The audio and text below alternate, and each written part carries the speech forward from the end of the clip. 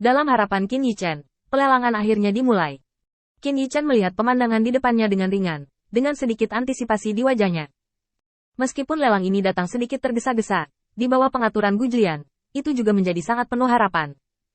Dari Gu Jilian yang terus-menerus menyeka keringat dan abu yang tidak sempat dia bersihkan dari jari-jarinya, Qin Yichen dapat yakin bahwa pasti ada beberapa hal baik yang diatur oleh Gu Jilian dalam pelelangan ini, menunggu untuk dilihat olehnya.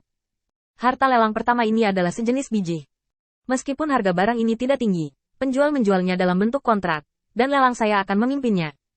Selama rumah lelang saya masih ada, transaksi akan dijamin, kepentingan kedua belah pihak. Dengan mengatakan itu, juru lelang mengangkat selembar kain merah untuk mengungkapkan beberapa potong biji. Ini beberapa sampel. Dari kiri ke kanan, kualitasnya dari tinggi ke rendah. Ini hasil survei pribadi rumah lelang saya. Bisa dijamin kualitas batas bawah dan batas atas. Jika Anda memiliki sesuatu yang ingin Anda lihat lebih dekat, Anda dapat maju satu persatu. Qin Yichen sedikit tergerak. Biji ini adalah salah satu bahan penting baginya untuk memperbaiki tanah awan. Meskipun perusahaan mempertahankan kesepakatan yang baik dengan Yue Cheng, tidak mungkin untuk menaruh semua telur dalam satu keranjang. Jika ada perubahan di Yue Cheng, produksi awan dan tanah di pihak Qin Yichen akan terpengaruh, dan Qin Yichen akan memenangkan kesepakatan ini. Tepat ketika dia hendak menjangkau kesadarannya untuk memeriksa, seorang pelayan masuk dengan nampan di tangan. Gu Jilian di samping menjelaskan. Jika Anda memiliki cukup barang-barang ini, Anda secara alami akan menyiapkan salinan tambahan untuk Anda, jadi Anda tidak perlu memasuki venue untuk memeriksanya secara langsung. Jika Anda ingin memeriksanya nanti, saya akan meminta seseorang untuk secara pribadi kirimkan ke Lord of Light untuk dilihat. Mendengar kata-kata ini, Qin Yichen tersenyum sedikit. Perlakuan VIP ini hanya berbeda, dia tidak perlu melakukan apa-apa, cukup menonton dan membeli. Mengambil sepotong tanah awan, Qin Yichen memandang Gu Jilian. Aku sangat menyukai benda ini. Katakan padaku, berapa harga yang ada di sana? Gu Jilian mengeluarkan buklet dari tangannya dan menyerahkannya kepada Qin Yichen. Penjualan ini juga sangat tulus. Ini adalah daftar harga yang mereka berikan berdasarkan panjang dan jumlah kontrak pembelian. Silakan tinjau. Qin Yichen meliriknya dan menyingkirkan buklet itu. Kalau begitu kamu mengadakan pelelangan ini, tidakkah kamu ingin sedikit hadiah? Gu Jilian menggelengkan kepalanya dengan cepat.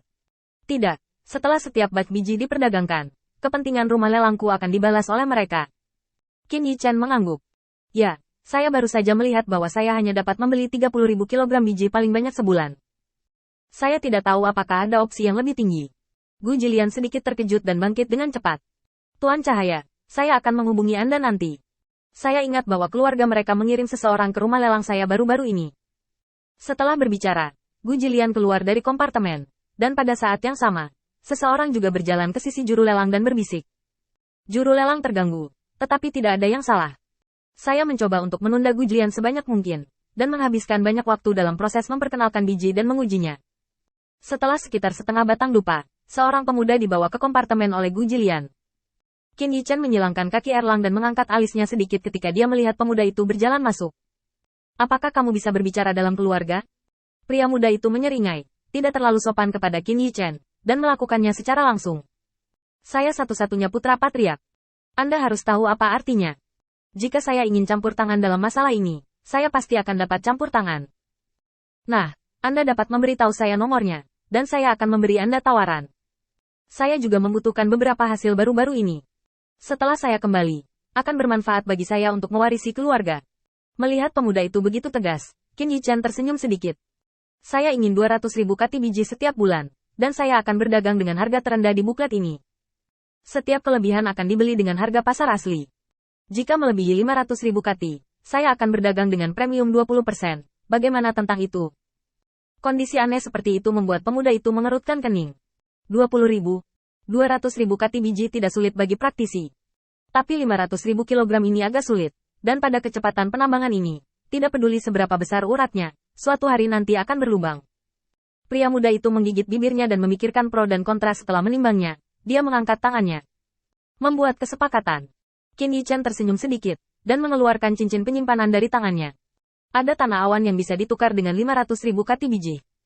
Saya mungkin juga memberikannya kepada Anda terlebih dahulu. Saya akan memberi Anda lebih banyak uang dan lebih sedikit kompensasi. Saya hanya berharap Anda tidak akan mengecewakan saya. Qin Yichen tampak seperti orang bodoh yang hanya percaya apa yang dikatakan orang lain. Namun pada intinya, Qin Yichen telah melalui cukup banyak pemikiran dan pengujian.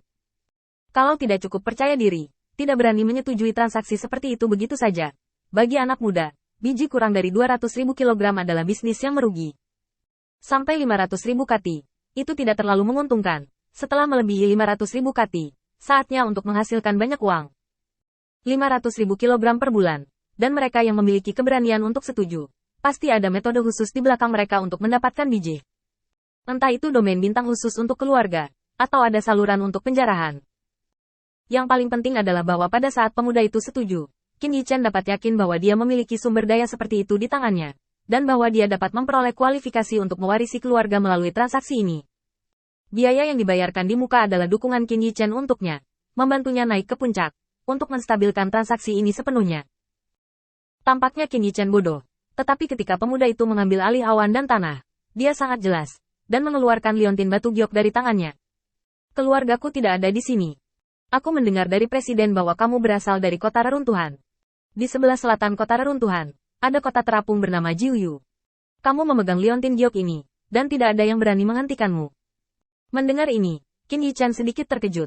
Apakah di sisi lain, kamu melakukan perjalanan sejauh ini untuk menjual pembuluh darah? Pria muda itu tertawa, berdiri, dan membungkuk dalam-dalam ke Qin Yichen. Kalau dekat dengan keluarga, tidak ada hubungannya dengan saya, dan beberapa saudara jauh sudah membagikan manfaatnya. Mendengar ini, Qin Yichen mengerti apa maksud anak ini. Sudut mulutnya sedikit terangkat. Bahkan jika kamu seorang pencuri, ada aturannya, dan kamu tidak akan pernah kembali dengan tangan kosong. Selama harganya masuk akal, kuil cahaya Lord dapat membantumu meningkatkan kekuatanmu saat diperlukan. Pria muda itu menyeringai dan membungkuk ke Qin Yichen lagi. Di Xia Sun Jiufeng, saya dengan tulus mengundang Lord of Light untuk datang ke Jiuyu Void City sebagai tamu. Qin Yichen tersenyum dan mengangguk. Harus. Keduanya diam-diam, meskipun Bu Jilian, yang berada di samping, mengerti. Dia tidak akan pernah mengatakan apa yang dia mengerti, karena dia tahu bahwa ini adalah aturan yang harus dia patuhi.